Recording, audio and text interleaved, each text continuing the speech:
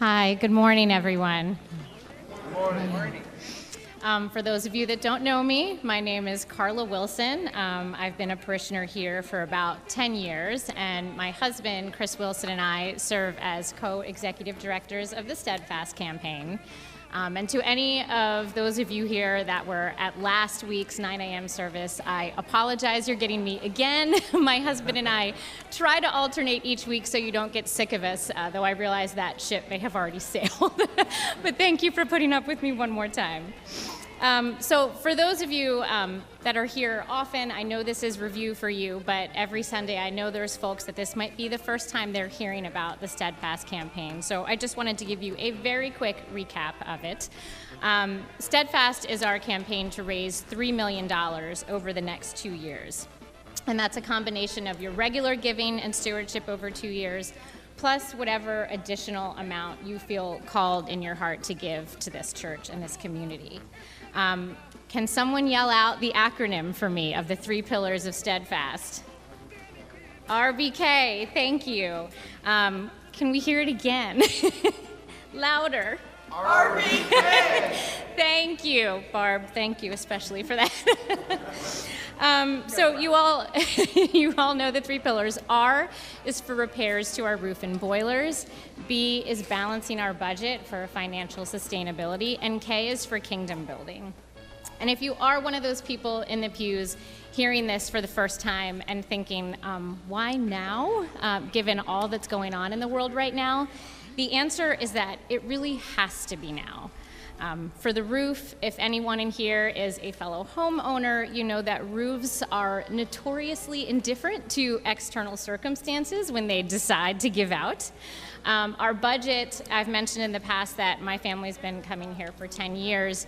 We have been in the red for all 10 of those years, and that predates me considerably. And you don't have to have been an econ major to know that that is not sustainable. And finally, the kingdom building, which is really what I feel like this church does best. I don't know about you, but with everything going on in the world right now, this church and this community and the spirit in this place is what really grounds me during the rest of the week. And it helps me to always cut through the noise of everything going on outside by remembering to act with love and generosity in the world. This church has always been really deeply personal to me, but I feel like particularly as of late, it's become deeply important on a much broader scale, and this is our chance to really support that.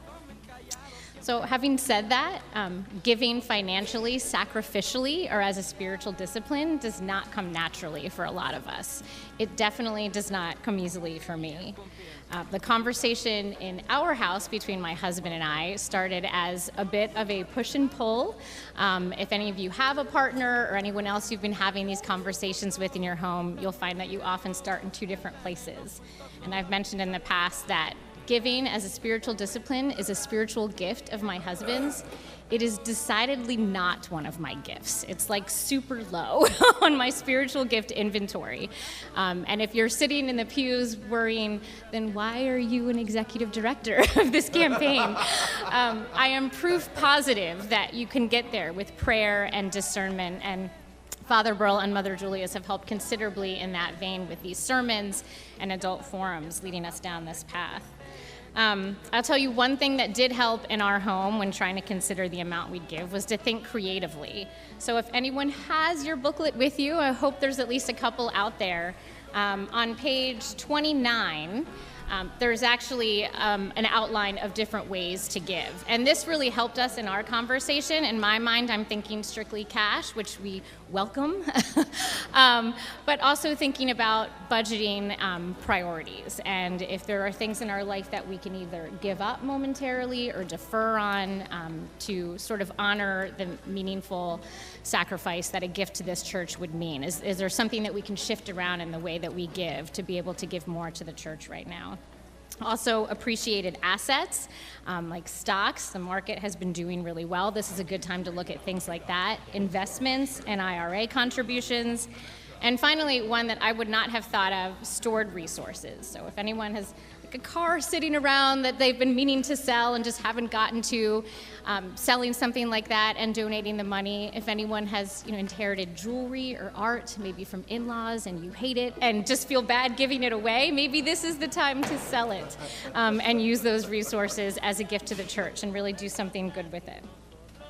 And finally, if you take a look at page 28, which is the page just before in the booklet, one thing we'd ask you to do is take a look at the gift chart. So if you go down the column annually and find if you have been giving to this church or considering giving to this church, where you would fall on that line, and then just go across to gift total, which would basically be just doubling that amount since we're looking at 2 years.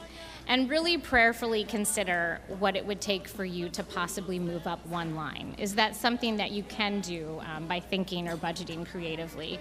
Really pray and try and discern. I don't want to alarm you, but when I sat down with my husband, kind of nervous about going up that line, he skipped some lines, so we had a long conversation about what really felt right and what we were being called to do. But that is something that we're asking you to prayerfully consider. And there's also, we'll go over it in more detail later, but the page before, page 27, has a picture of the commitment card and how to fill that out. We will give additional details on that, but of course, if you're confused about how to fill out that card, please contact anyone on the committee or Father Burl or Mother Julius at any time.